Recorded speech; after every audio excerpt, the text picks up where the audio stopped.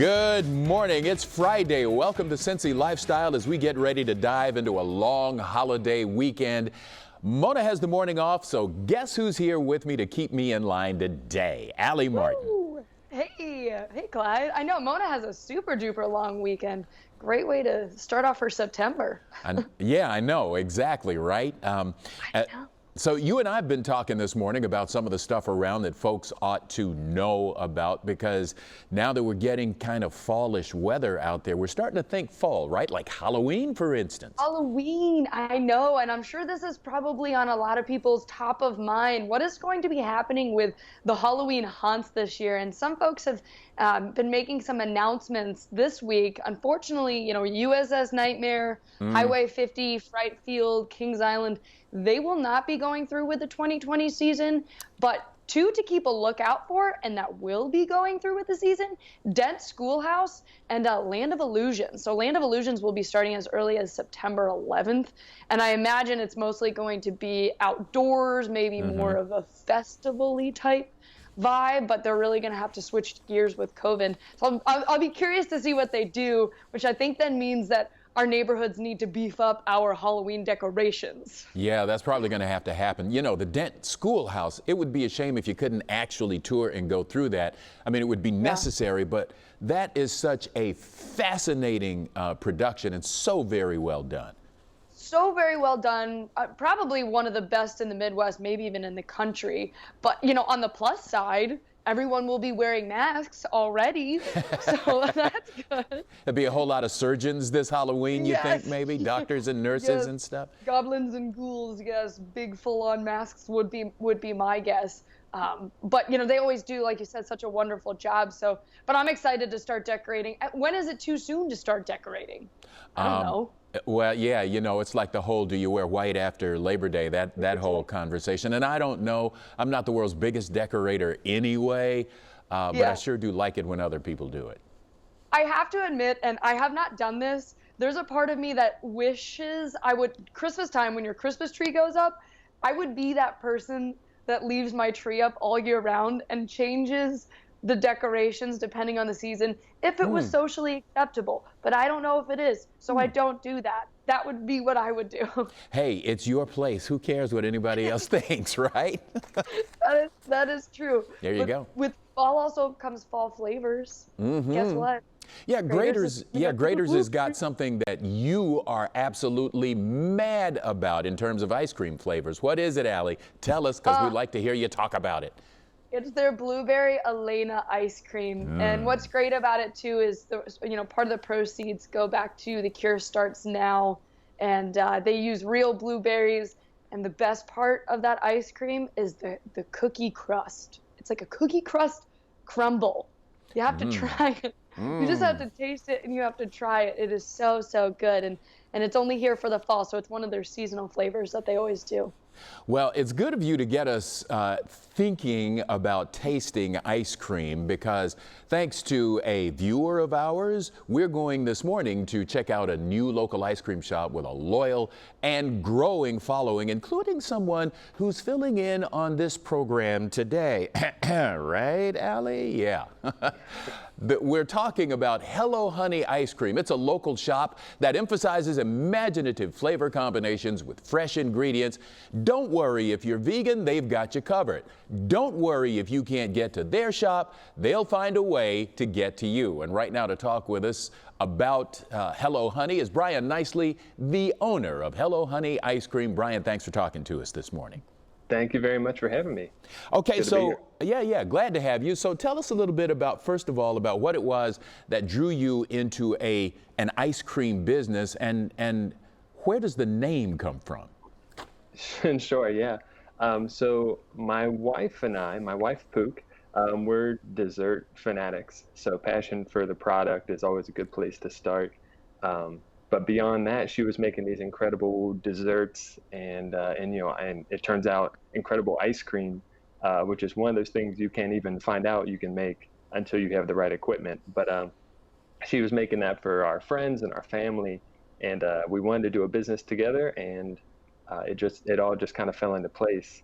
And in terms of the name, working together as husband and wife, there's a lot of affectionate names being thrown around. There's a lot of honeys and sweeties. One of us said, "Hello, honey," and it just sort of stuck. Boom. And it was that right combination of being welcoming and also sweet, which is what we want from our shop.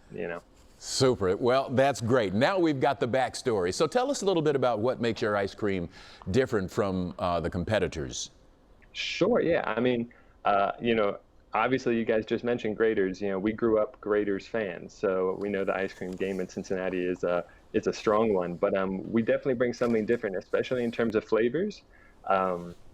You were doing things with lavender and things with Earl Grey, things that you wouldn't find on a typical ice cream menu. But apart from the unique flavors, it's also about the process. Everything is very small batch and very hands-on. We've got one machine. We make one batch at a time. So there's a lot of handcrafting, a lot of care that goes into each batch. Everything is fresh ingredients. So when we mention blueberries and bananas, those are the whole foods going in there. There's no artificial colors or flavors or anything like that. So, Wow. and that comes into play just not only with ice cream, but also the homemade waffle cones and the torched marshmallows. Everything we do is made on site and from fresh ingredients. Just a little bit of time left, but what are your top 3 sellers? So yeah, we do have options that, our takes on vanillas and chocolates, cookies and cream, thing like that. But our top sellers are going to be like the banana honeycomb, our honey lavender, and probably our peanut butter midnight snack, which has got all kinds of hits all the marks, the peanut butter, the chocolate, crunchy stuff in there. I'm in, and let's very quickly make the point that you do offer vegan options as well. We do, yeah. That's something relatively new. We've always done a sorbet. Always keep a sorbet on the menu for our vegan friends and customers. But we've recently been doing coconut milk-based ice cream. So we have a couple of options right now. One is a mocha and coconut, and one is purely coconut. But we are looking to expand that, and we want to pay attention to that growing audience. Yum, I'm hungry. So right quick, how can I and others find you? So if you're out on the street coming into the shop, it is 633 Vine Street. So if you can get to Fountain Square, you can get to us. We're just a block north of Fountain Square. Otherwise, visit us at hellohoneyicecream.com, which is our website. You can place orders there and pick them up at the shop. You can order things to be delivered to your door. And you can check out our catering because we do caterings for weddings, events, things like that. So all the info's out there. All right, thanks a lot. Thanks so much, Brian, for joining us this morning. No problem. And shout out to my wife. It's our 13th wedding anniversary today. So happy anniversary. Oh, so you're saying hello, honey, right? Hello, honey. Happy anniversary. Okay, thanks so much. Mona? With all these late summer storms, you want to make sure your home is dry and comfortable, and that's where the experts at Dry Effect come in. And I want to welcome our guest today, Nick Alley, the project manager for Dry Effect. Thank you so much, Nick, for talking to us. Yeah, absolutely. Thanks for having us. Absolutely. So, how is Dry Effect protecting clients when it comes to COVID-19? We take our employees' temperature every day as they come in. We promote that they use hand sanitizer frequently, which we provide them. We require that they wear their mask and gloves before entering a home or business. Obviously, social distancing plays into it. And typically, most customers aren't present at the time of the cleaning, so there's not a whole lot of personal interaction between the customer and our employees. You know, you talk about business. How are you helping commercial settings get back to normal? Yeah, so we've adapted a system of sanitizing that involves fogging the inside of a business with a disinfectant that would kill airborne viruses.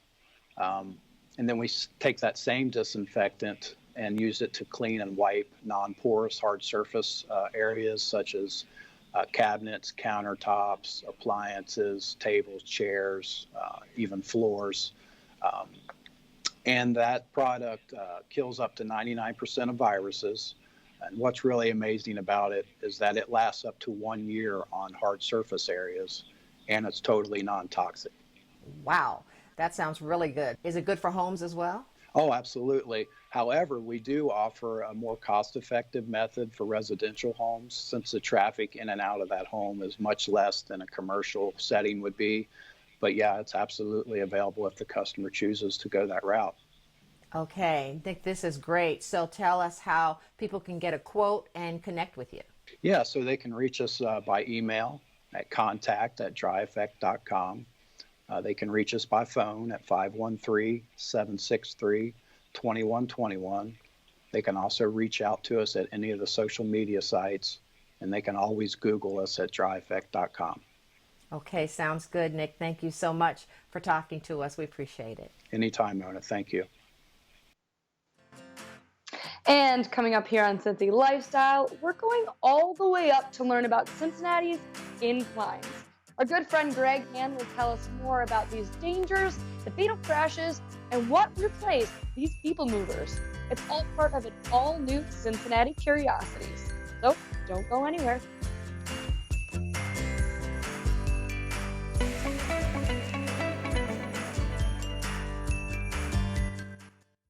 If your teeth are yellowing due to coffee, tea, red wine, or even smoking, you need to pay attention to our next guest. She says a whiter smile can take years off your appearance.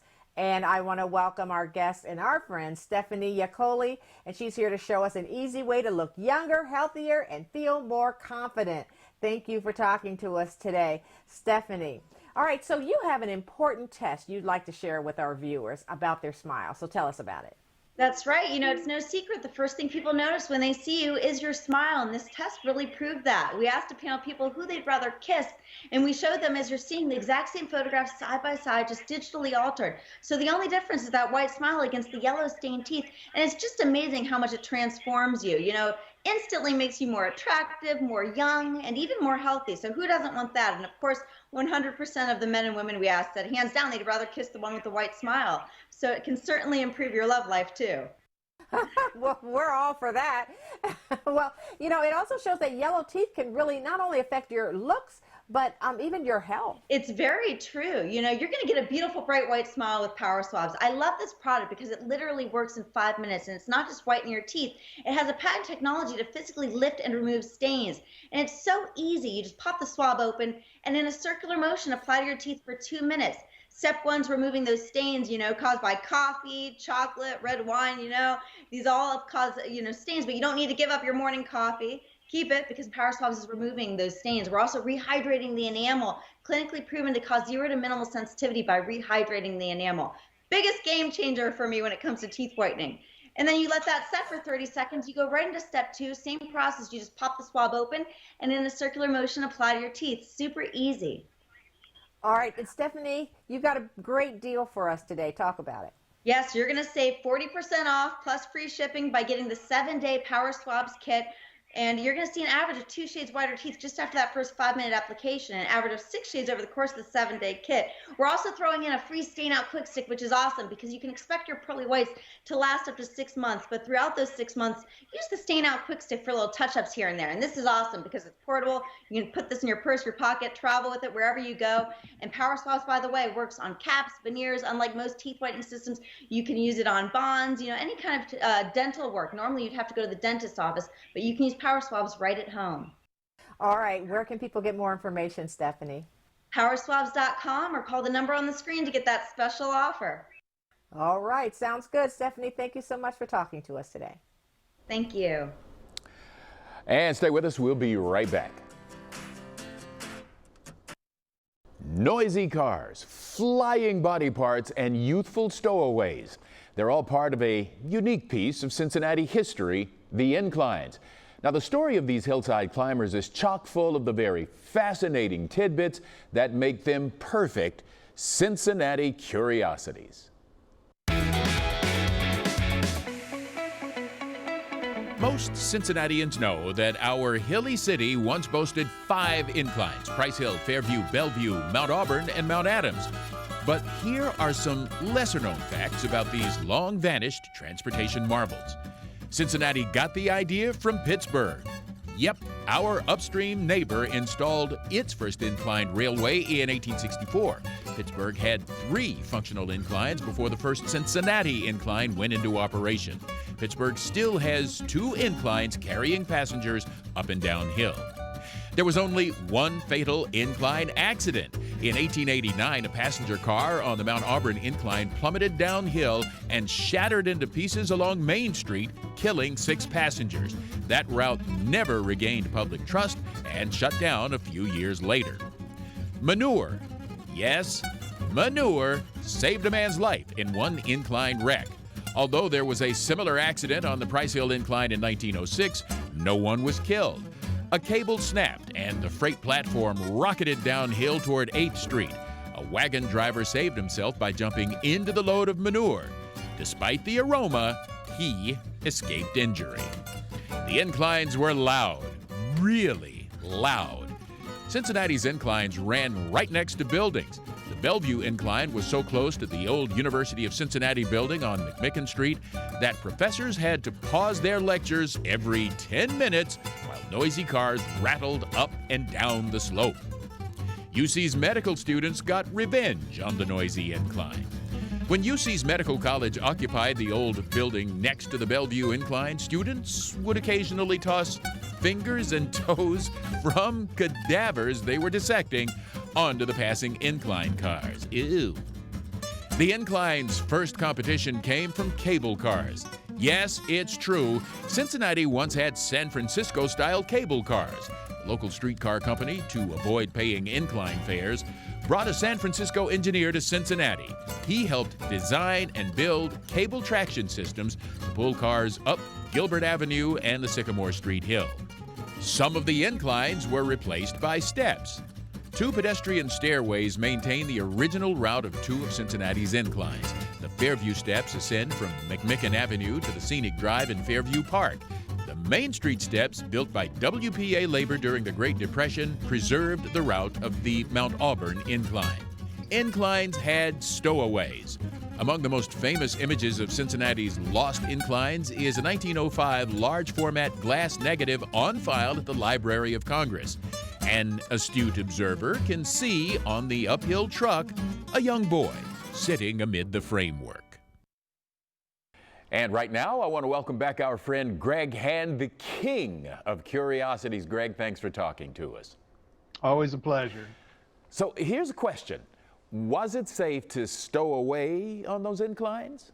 Oh, you know, this is the thing. We mentioned that there was this accident, this one fatal accident that actually involved the cars, but there were a number of people who did die on the inclines. They did not have a lot of safety equipment. People did stow away. That was a bad idea. People did try to jump off before the incline came to a complete stop. That was usually a fatal mistake. And so, you know, one of the reasons why people looked for other forms of transportation was because they were not entirely safe. So why did Cincinnati get rid of our inclines? You know, the competition between forms of transportation left the inclines in a very untenable position. They were kind of expensive to operate, but there was this pressure to keep the fares low. And so as a consequence, they skimped on repairs. There's a lot of photos still in existence that show these stone supports for the incline ramps that are tilted because over the years the ground shifted and they didn't spend any money to fix them. And so at the time that they were put out of service, basically it was a decision of either spend lots and lots and lots of money to fix them back up, or just do away with them altogether. And economically, it just really wasn't worth it to fix them. And what happened to those cable cars? This is kind of fascinating. You know, when they do repairs in the city and they get the asphalt off, down below there's stonework. A lot of our streets have this stone substructure to them. And what they did is they basically carved a groove that went all the way up the hill and came all the way back down, because the cable ran in a long loop, like a 5-mile loop of cable that it turns out San Francisco is much better suited to this because the temperature is pretty much the same throughout the year. Whereas in Cincinnati, we have extremely hot summers where the cable would stretch. We have extremely cold winters where the cable would contract. And on top of that, we got ice into the groove. And so cable cars often got stuck halfway up the hill when the cable got stuck in ice.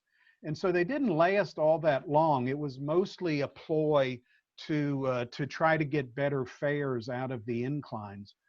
But it would have been nice to have a little trolley car bell going up the hill, don't you think? Yeah, you're right. That would be fun. Hey, Greg, thanks a lot for bringing us another curiosity and for talking with us today. Always glad to be here. See you next time. That is wild. Talk about true advancements in technology, going from cable cars and now there's talk of anonymous cars. Clyde, that was really cool. It was fun to tell.